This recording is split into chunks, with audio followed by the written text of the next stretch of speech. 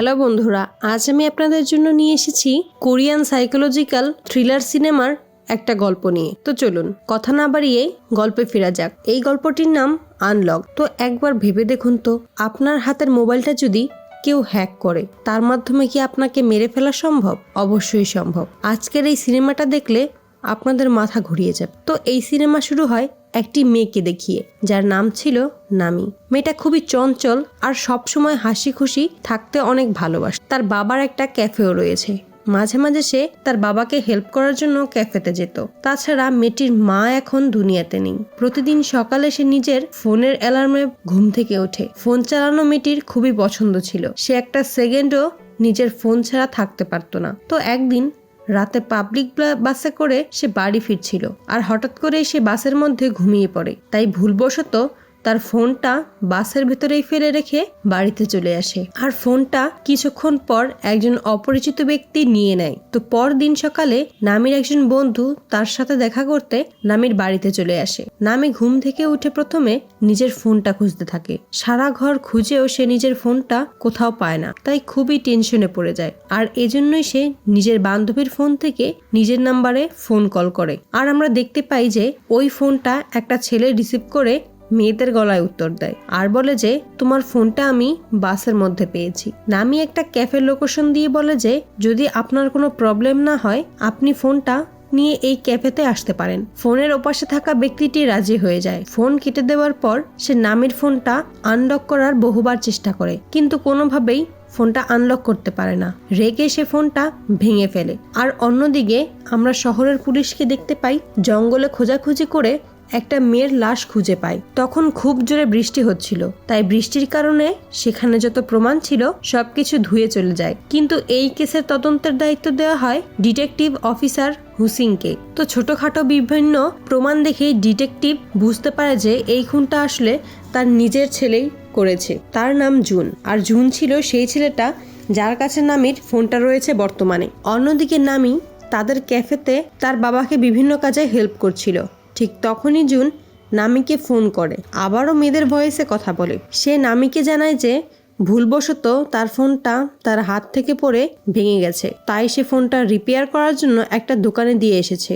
June একটা দোকানের address নামিকে দিয়ে ওখান থেকেই ফোনটা নিয়ে নিতে বলে। কিছুক্ষণ পর নামি ওর ফোনটা কালেক্ট করার জন্য সেই অ্যাড্রেস অনুযায়ী দোকানে পৌঁছে যায়। সেই দোকানে আমরা জুনকেই এমপ্লয়ি হিসেবে দেখতে পাই। সে নিজের মুখ, মাথা, ক্যাপ এবং মাস্ক দিয়ে খুব ভালোভাবে ঢেকে রেখেছিল। সে নামিকে একটা ফর্ম ফিল আপের জন্য এগিয়ে দেয়, আর এক প্রকার বাধ্য হয়েই নামিকে সেই ফর্মের নিজের পার্সোনাল অ্যাড্রেস আর ফোনের আনলক কোড দিয়ে দিতে হয়। নামির পাসওয়ার্ড পাওয়ার সাথে সাথেই জুন সেই ফোনের মধ্যে একটা স্পাই ওয়্যার ইনস্টল করে দেয়। এরপর সে নামির ফোনটা নামিকে ফেরত দিয়ে দেয়, যার ফলে এখন নামির লাইফে যা কিছু ঘটবে, নামি ফোন দিয়ে যা কিছু করবে, যা কিছু শুনবে, সবকিছুই জুন শুনতে ও দেখতে পাবে। এরপর থেকে দেখা যায় যে জুন সারাক্ষণ নামির ফোনের ক্যামেরা দিয়ে নামির উপরে নজরদারি করছে। তো পরদিন সন্ধ্যায় সে নামির ক্যাফেতেও চলে আসে। সাধারণভাবে নামি তাকে চিনতে পারে না, কারণ প্রথমবার নামির সাথে যখন দেখা হয়েছিল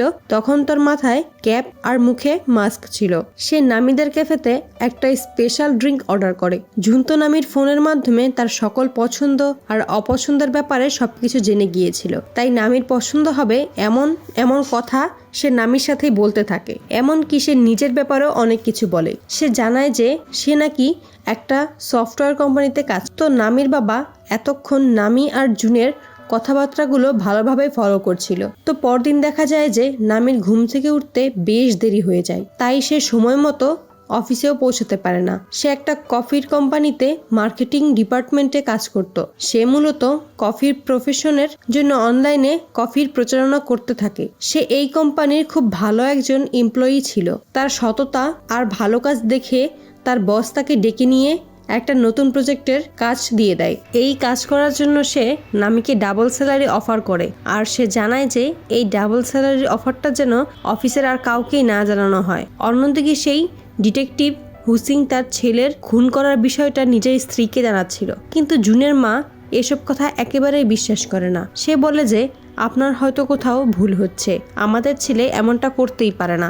এসব কথাবার্তার মধ্যেই ডিটেকটিভের ফোনে তার অ্যাসিস্ট্যান্ট একটা মেসেজ করে। আসলে তারা জুনের লোকেশন ইতিমধ্যেই ট্রেস করে ফেলেছে, তাই স্ত্রীর সাথে আর কথা না বাড়িয়েই যত দ্রুত সম্ভব ডিটেকটিভ বেরিয়ে পড়ে। তো লোকেশন অনুযায়ী তারা জুনের একটি বাড়িতে গিয়ে পৌঁছায়। সেখানে তারা অনেক প্রমাণও কালেক্ট করে, এমনকি সেই খুন হওয়া মেয়েটার ছবিও তারা খুঁজে পায়। এসব কিছু দেখে ডিটেকটিভ আরো শিওর হয়ে যায় যে তার ছেলেই এই খুনটা করেছে। আর তাছাড়া সেই ঘরে আরো অনেক মেয়েদের ফোনও খুঁজে পাওয়া যায়। তবে আরো কিছু খুঁজে দেখার আগেই জুন বাড়িতে ফিরে আসে। কিন্তু জুন খুবই চালাক ছিল, সে বুঝতে পেরেছিল যে তার ঘরে কেউ রয়েছে, তাই সে বাইরে থেকে নিজের বাবাকে দেখে ফেলে নিজের বাবাকে সে সরাসরি দেখা না দিয়েই সে বাইরে থেকে ডিটেকটিভের একটা ছবি তুলে তারই ফোনে পাঠিয়ে দেয়। সে আরো লিখে যে, বাবা তুমি কেমন আছো। ডিটেকটিভ ছবিটা দেখে বুঝতে পারে যে জুন এই ঘরের আশেপাশে রয়েছে, তাই সে যখনই বাইরে জুনকে খোঁজার জন্য বেরিয়ে আসে সেই ফাঁকে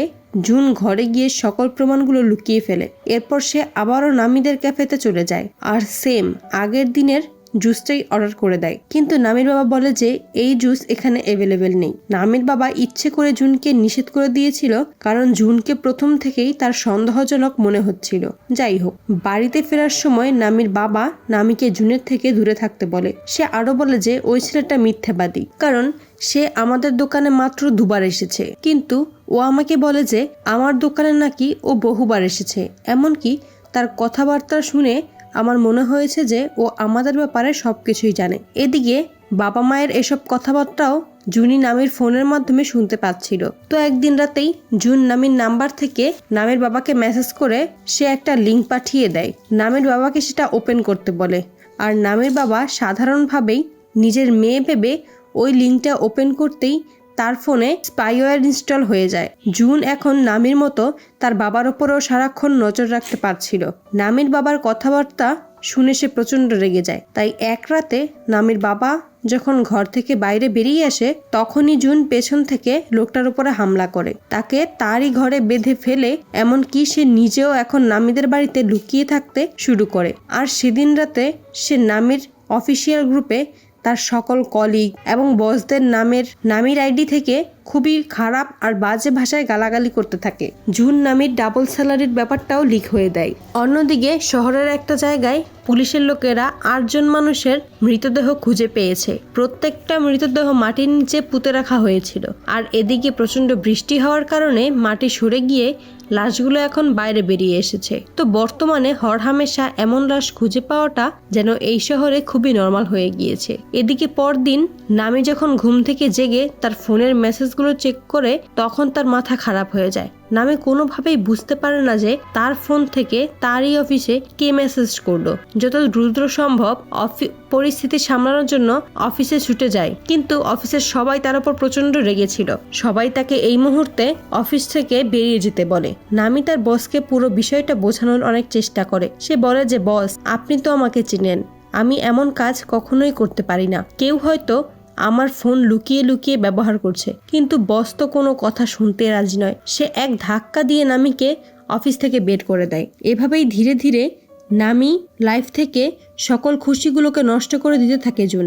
নামি কান্না করতে করতে তার বেস্ট ফ্রেন্ডের কাছে চলে যায়। তার সাথে যত খারাপ ঘটনাগুলো ঘটে গেছে তার সবটা সে তার বেস্ট ফ্রেন্ডকে জানিয়ে দেয়। মেয়েটা তখনই নামিকে নিয়ে পুলিশ স্টেশনে চলে যায়। পুলিশের কাছে অভিযোগ দেওয়া হয় যে কেউ একজন নামির ফোন ব্যবহার করে, এসব কাজ করছে, তাকে যেন দ্রুত ধরা হয়। কিন্তু পুলিশের লোকজনেরা এই কেস নিতে রাজি হয় না, কারণ নামির সমস্যাটা যেভাবে হয়েছে তাতে করে ধারণা করা যাচ্ছে যে নামির ফোন হ্যাক হয়ে গেছে।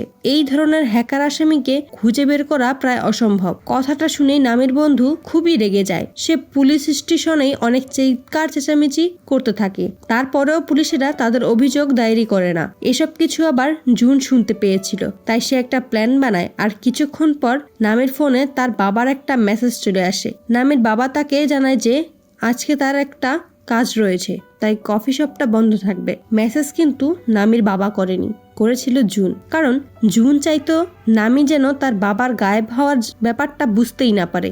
এরপর নামি তার বন্ধুকে সাথে করে নিয়ে কফি শপে বসে এবং ঘটনা নিয়ে আলাপ আলোচনা করছিল। আর তখনই সেখানে জুন চলে আসে। নামির মনে হয় যে হয়তো এসব প্রবলেমের জন্য জুন তাকে সাহায্য করতে পারে, কারণ জুন তাকে বলেছিল যে সে একজন সফটওয়্যার ইঞ্জিনিয়ার। তো দুই বান্ধবী মিলে জুনকে সবকিছু জানিয়ে দেয়, এমনকি নিজের ফোনটাও দেখার জন্য সে জুনকে দিয়ে দেয়।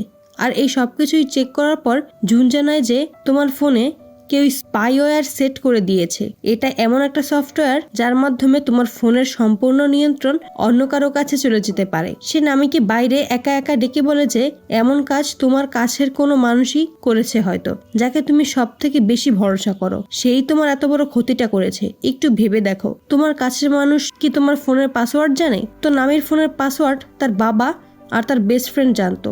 জুনের কথা শুনে নামি তার বেস্ট ফ্রেন্ডকেই সন্দেহ করতে থাকে। তবে সে এখন কিছুই না বলে চুপচাপ তার ফ্রেন্ডের সামনে গিয়ে বসে। মেয়েটা নামিকে সেই ভিডিওটা দেখায় যেখানে গতদিন পাহাড়ের ওপরে পুলিশেরা 8 জন মানুষের মৃতদেহ খুঁজে পেয়েছে। নামি এরকম একটা ভয়ঙ্কর ঘটনা শুনেও কোনো রেসপন্স করে না। সে আর কোনোভাবেই মনের রাগ আটকাতে পারছিল না। তাই সে সোজাসাপটা তার ফ্রেন্ডকে বলে দেয় যে আচ্ছা, তুমি আমার সাথে এমনটা কেন করলে? একমাত্র তুমিই তো আমার সকল গোপন কথা, আমার ফোনের পাসওয়ার্ড জানো। এবার বলো, তুমি আমার এত বড় ক্ষতি কেন করলে? এই কথা শুনেই তার ফ্রেন্ড তাকে বলে, তুমি ভাবলে কি করে আমি তোমার এত বড় ক্ষতি করব? তোমার মতো নিকৃষ্ট সন্দেহভাজন বন্ধু আমার কোনো দরকার নেই। নেক্সট টাইম তুমি আর কখনো আমাকে ফোন করবে না।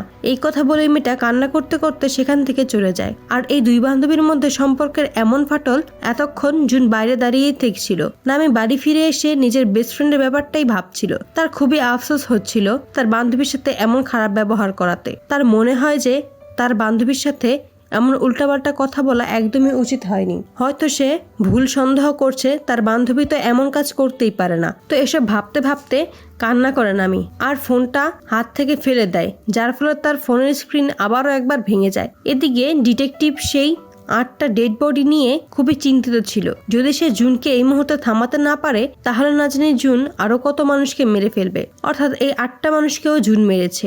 এজন্যই ডিটেকটিভ তার একজন সঙ্গীকে সাথে করে নিয়ে জুনকে খুঁজতে বেরিয়ে পড়ে। অবশেষে তারা সেই জায়গায় খুঁজে পায় যেখানে বসে জুন মানুষের ফোনের ওয়্যার ইনস্টল দিত। সেখানে তারা যে মৃত 8 জন মানুষের ফোন আর তার ডিটেলস খুঁজে পায়। তবে এখন সেখানে নয়, নাম্বার একটা মানুষের ডিটেলস খুঁজে পাওয়া যায়। আর এই নয় নাম্বার মানুষটা আর কেউ ছিল না, সেটা ছিল নামি। ডিটেকটিভ বলে যে এই মেয়েটার ছবিকে তো আমি জুনের বাড়িতেও দেখেছিলাম, কিন্তু আরো কিছু জানার আগেই জুন চালাকি করে সকল প্রমাণ লোপাট করে দিয়েছে। ডিটেকটিভের অ্যাসিস্ট্যান্ট বলে যে এখনো দেরি হয়নি স্যার, আমরা চাইলে নামিকে এখনো বাঁচাতে পারি। ঠিক তখনই এখানে নামি চলে আসে। সে আসলে তার ভেঙে যাওয়া ফোনটা এখানে ঠিক করতে এসেছিল। আর এবার এখানে এসে সকল সূত্রে জানতে পারে যে ওই দোকানদারই তার ফোনে স্পাইওয়্যার ইনস্টল করে দিয়েছে। এমনকি সেই দোকানদারই ছিল জুন।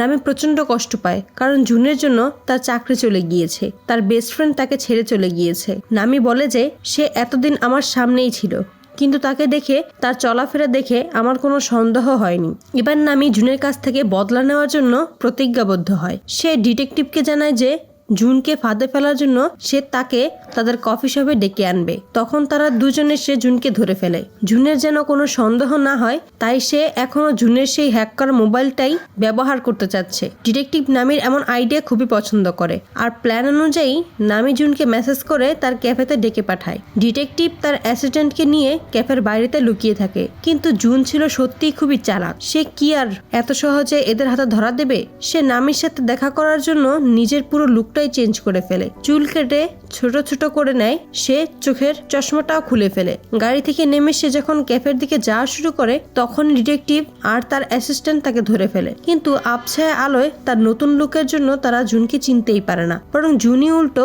এই দুজনকে দেখে আশ্চর্য হয়ে যাওয়ার নাটক করে। সে বলে যে আমি তোমাদের নামে রিপোর্ট করব। তোমরা পুলিশের লোকেরা রাস্তায় যাকে পাও তাকে এইভাবে বিরক্ত করতে পারো না। বাধ্য হয়ে তারা দুজনই জুনের কাছে ক্ষমা চায়। জুন সেখান থেকে চলে যায়, আর তারা মনে করে যে তাদের প্ল্যানের ব্যাপারে জুন সবকিছু আগে থেকেই জেনে গিয়েছে, এই জন্য সে এখানে আসেনি। তখনই ডিটেকটিভের কাছে পুলিশ স্টেশন থেকে একটা কল আসে। পুলিশ স্টেশন থেকে সবাই জেনে গিয়েছিল যে ডিটেকটিভের ছেলে জুন এই 8 জন মানুষকে খুন করেছে।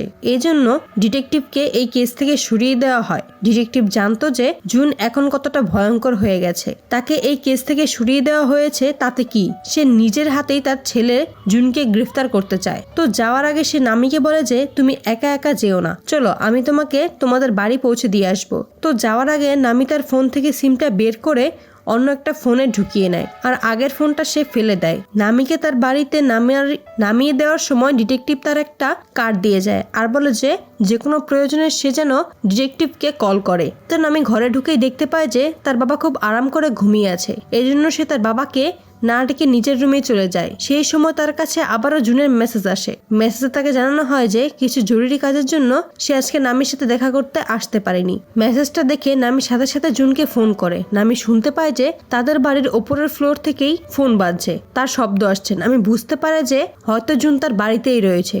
এজন্য সে দ্রুত তার বাবাকে ডাকতে চলে যায়, কিন্তু তার বাবা তো ওখানে ছিলই না। এখানে বিভিন্ন বালিশ দিয়ে ঢেকে রাখা হয়েছিল। প্রচন্ড ভয়ে সে দ্রুত ডিটেকটিভের নাম্বারে কলও দেয়, কিন্তু আমরা তো জানি জুন কতটা চালাক। সে নামির এই ফোনটাও হ্যাক করে ফেলেছিল। তাই নামি দ্রুত হলরুমের দিকে পালিয়ে যেতে থাকে, কিন্তু সেখানে জুন আগে থেকেই তার জন্য ওয়েট করছিল। নামি প্রথমেই তার বাবার কথা জিজ্ঞেস করে আর বলে, তুমি আমার বাবার সাথে কি করেছো? জুন তখন নামির বাবার একটা ভিডিও দেখায়, যে ভিডিওটাতে দেখা যায় নামির বাবা অজ্ঞান হয়ে আছে আর তার গলার কাছে একটা চাকু ধরে রাখা হয়েছে। নামি তার বাবার এমন অবস্থা দেখে অঝরে কান্না করতে থাকে। সে বলে যে তুমি যা করবে আমি তাই করব, তুমি শুধু আমার বাবাকে ছেড়ে দাও। কথাটা শুনে জুন বলে যে তুমি এক্ষুনি ডিটেকটিভকে মেসেজ করো আর বলো যে তুমি বাড়িতে একদম ঠিক আছো, সে যেন তোমাকে নিয়ে টেনশন না করে। এরপর সে নামিকে তাদের বেডরুমে নিয়ে চলে যায়। সেখানে সে নামির বাবাকে বাথটবের মধ্যে দড়ি দিয়ে বেঁধে রেখেছিল।